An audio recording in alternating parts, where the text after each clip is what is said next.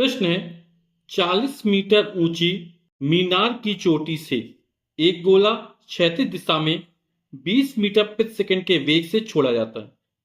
गोला क्षैतिज दिशा में छोड़ा जाता है ना। यह कितने समय पश्चात तथा मीनार से कितनी क्षैतिज दूरी पर पृथ्वी से टकराएगा। तो ये कोई 40 मीटर ऊंची मीनार मान लेते हैं। अब यहां तक ऊंचाई 40 मीटर है, ठीक है, और यहां से एक गोला क्षैतिज दिशा फेंका जाता है इस दिशा में। तो आप जानते हैं प्रक्षेप का पथ ऐसे जाएगा।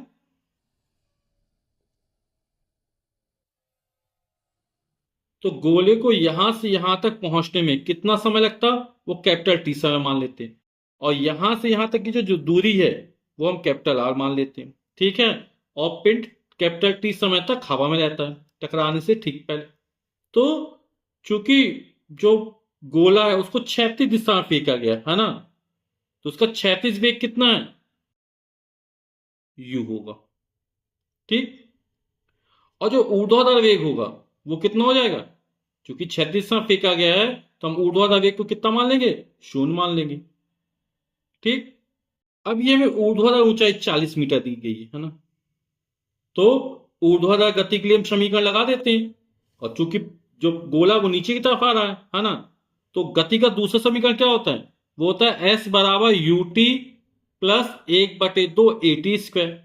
लेकिन जब गति ऊर्ध्वाधर ली जाती है तो चली गई दूरी की जगह h हो जाएगा बराबर U T plus 1/2 G T square हो जाएगा, ठीक है। लेकिन क्षैतिज वेग हमारा u है और हम ऊर्ध्वाधर गति ले रहे हैं, तो जो ऊर्ध्वाधर वेग होगा वो कितना होगा, यहां पर 0 हो जाएगा, ठीक है।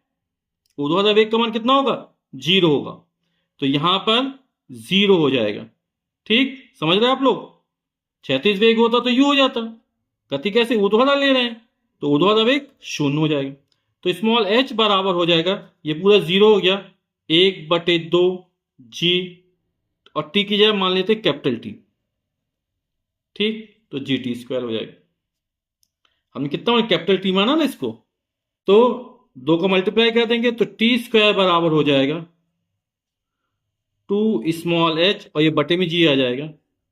तो कैपिटल टी का मान निकालना है तो हो जाएगा स्क्वायर रूट या वर्गमूल 2h/g। मान रख देते हैं। तो h का मान कितना, ऊंचाई 40 मीटर है और जी का मान कितना 9.8 है। ऊंचाई कितनी है, 40 मीटर है, तो यहां पर आ जाएगा 9.8, ठीक।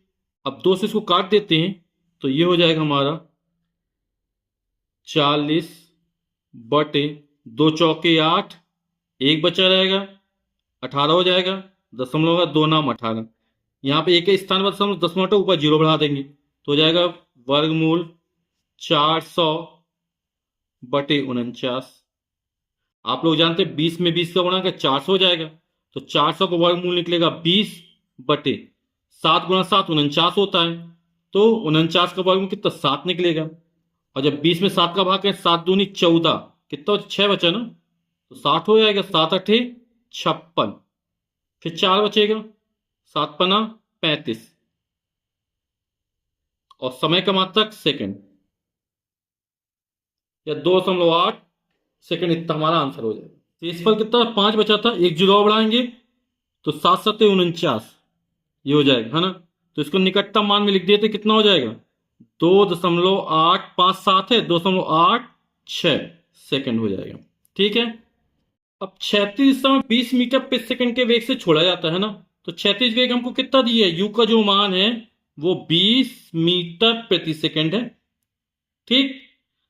तो मीनार से कितनी क्षैतिज दूरी पृथ्वी से टकराएगा, तो क्षैतिज दूरी हमको ज्ञात करना है, और क्षैतिज दूरी बराबर क्षैतिज वेग और कितना समय लगा, यानी क्षैतिज वेग गुणा समय हो जाएगा। तो क्षैतिज वेग हमने u माना था और समय कितना कैपिटल टी है, u का मान रख देते 20 मीटर प्रति सेकंड और t का मान निकाला 2.86, तो 0, 2 छक्का 2 हंस लगी 1, 2 8 16 1 27 7 हंस लगी 1, 2 दूनी 4 1 5, 2 स्थान पर दशमलव लग जाएगा तो 57.2,